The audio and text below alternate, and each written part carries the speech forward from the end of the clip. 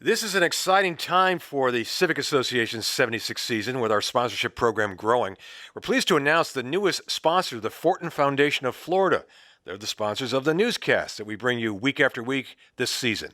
We extend our gratitude to the Fortin Foundation of Florida. And now, our newscast.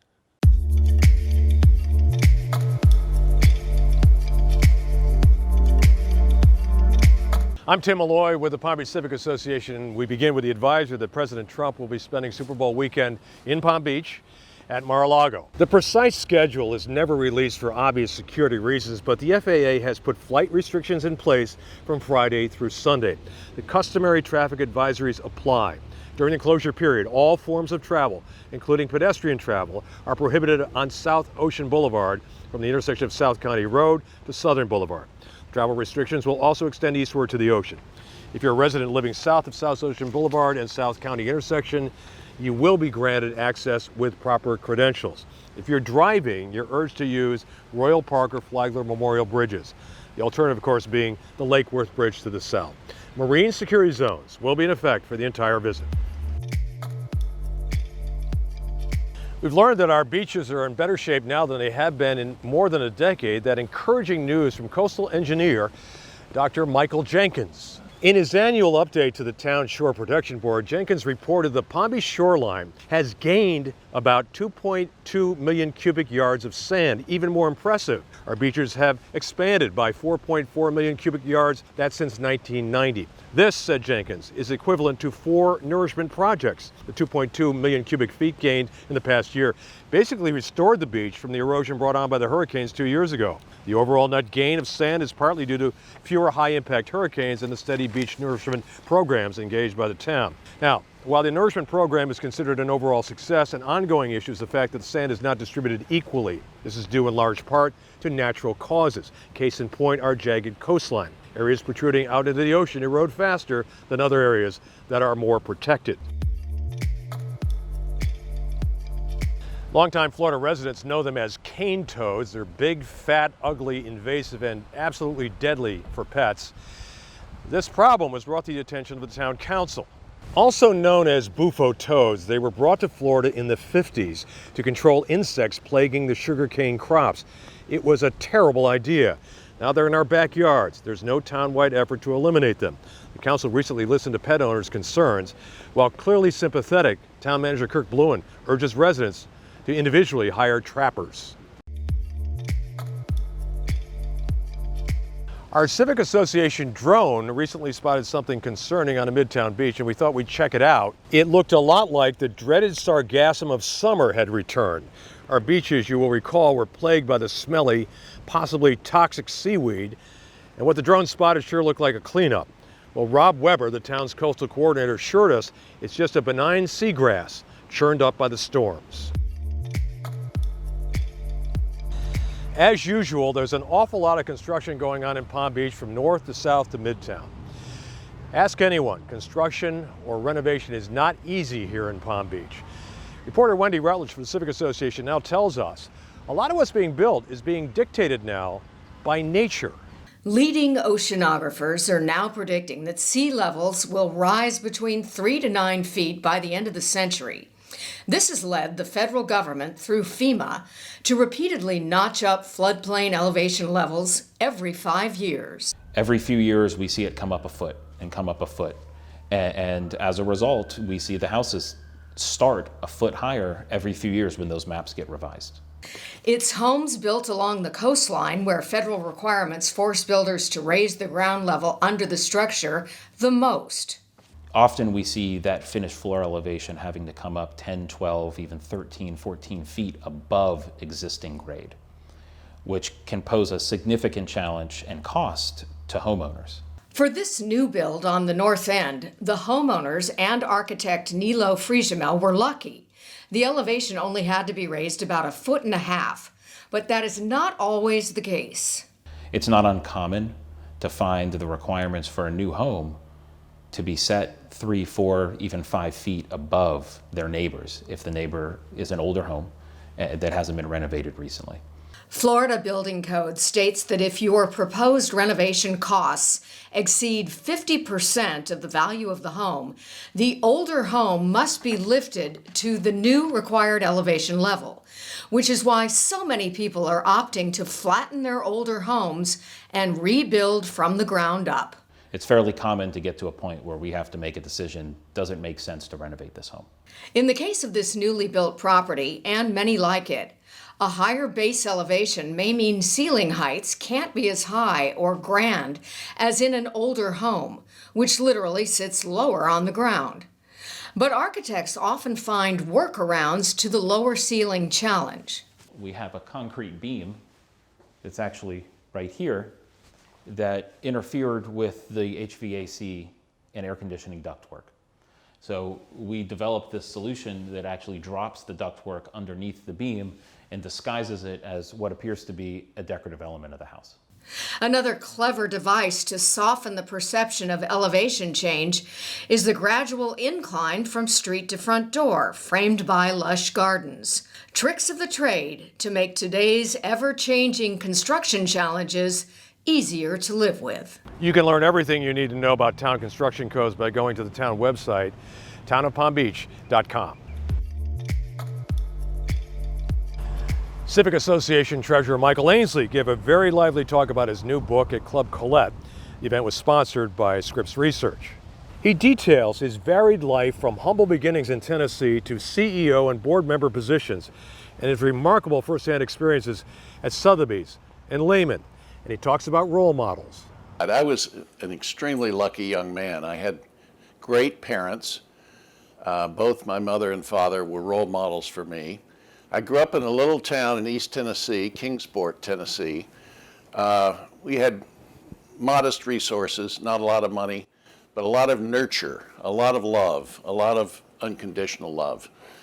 My father was had to go to work. His father died when he was 16. He was a professor at University of Tennessee in Knoxville, and my dad had to go to work. So he went up to, he started sweeping the floors actually in NCR's office in Knoxville, and he went up to Dayton, Ohio to be trained as a repairman to fix these old cash registers we all recall when we were young. And he was very good at it. He could take these things apart, and he did it in our garage. They were full of thousands of little parts, and he would put them back together. I could never figure out how he did it. But then he got promoted to being a salesman, and he was given, I think, the toughest territory in America. Southwest Virginia, southern Appalachia. The towns were Clinch and Grundy and Gate City, Virginia. These were the most poverty-stricken towns you can imagine. Saturdays, I would go with him. I'd get in the old black Ford station wagon with no air conditioning, and we would go bouncing along these roads of Southwest Virginia. What I learned from my father was how to treat everybody you meet with respect. Whether it was a gas station owner or a 7-Eleven owner or whatever, he was always helpful, respectful, and he sold them cash registers which they did not think they needed or could afford. And then he stayed on. He'd go back after hours and help them close their business. He made them better business people. He taught them how to control their cash, which had a way of leaving the till in those days and probably still does. So I had a great mentor and role model. The book, titled The Nose for Trouble, also delves into the Posse Foundation, which was spearheaded by Michael Ansley. It's an amazing organization which has provided hundreds of scholarships to inner city students. Hasn't even been 2 months since the Morton and Barbara Mandel Recreation Center opened in Palm Beach. It is alive now with activities for just about anybody. More now from reporter Wendy Rutledge. This was the scene just last month, on December 6, 2019, at the grand opening of the Morton and Barbara Mandel Recreation Center. Fast forward just 6 weeks or so, and the Mandel Rec Center is buzzing with activity. Our goal was to make the Mandel Recreation Center a place where every resident and guest of residents that come say, how did we live without this fantastic facility? So we offer things for as young as children, literally a few months old, if you're in a mom and tot tumbling class, all the way to somebody who wants to, a senior class for balance and flexibility. Word got out fast for parents, grandparents, and caregivers about the new playground, a beautifully designed space for kids to slide, swing, and zoom around. A place for the younger set that allows, even encourages, creativity and free play. Then there's the already popular Kids After School program. As soon as school lets out, they head straight to the Mandel Recreation Center. So shortly after 2 o'clock, I know when it's 2 o'clock because I just hear a roar of students running through the building as they start to arrive here.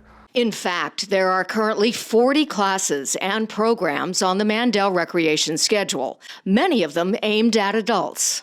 There really is an amazing array of programs and classes being offered here. You have painting, pickleball, soccer, mahjong, basketball. And to find out what's being offered, you can come in and grab a flyer, or you can grab a full calendar of events, or you can punch it in on your cell phone, and that would be palmbeachrecreation.com. One I'm really excited about that we're adding soon is going to be related to golf conditioning. So it's going to focus on all your muscles related to golf, because when you're swinging a golf club, you're constantly in that same one motion, and so you're doing a lot of wear and tear on one part of the body. So this is really about balancing you out. Whether it's language or art classes or wellness, and of course fitness, the Mandel Recreation Center goal is to help you be your best self. Live your best life. Everything from staying challenged mentally, if you're taking a language class per se. The fitness center is an obvious one, right? Or taking an exercise class. So we wanted it to be, everyone can get behind the idea of having a healthier community in body, in mind, and in spirit. And we feel that the Mandel Recreation Center offers something that everyone can participate in.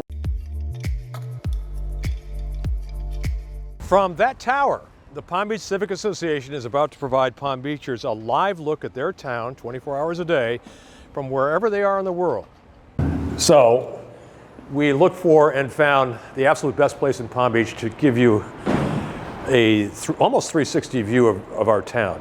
2 cameras up here in a classic building, the Biltmore, same age as the Breakers, 96 years old, phenomenal building. We're about 200 feet above Palm Beach with an unprecedented view.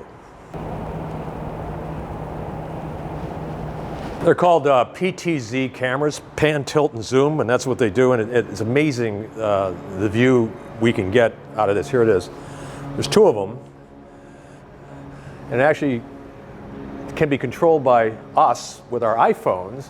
Looking this way is the bridge, and it gets stuck often. It gets stuck, we can show it to you live. So this is it. Rugged as all heck. Can take hurricanes, we hope and we believe. Bolted down real well. Now, that's the one facing Intracoastal. Go this way. The beauty shot of Palm Beach is right here. Same deal, PTZ camera. And there it is. And in the distance, you've got the Breakers Golf Course, a huge view of almost the whole darn town. So imagine this during storms blowing in, or if you're living up north and you want to see what the town looks like on a rainy day or even a hurricane, we will be able to show it to you live.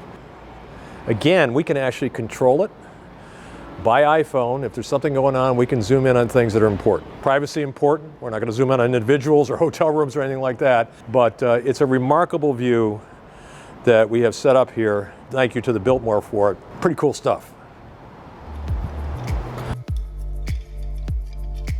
I'm Tim Malloy with the Palm Beach Civic Association, where membership matters. If you are a member, we hope you'll renew. If you're not a member, we'd love it if you join us. We'll see you next week.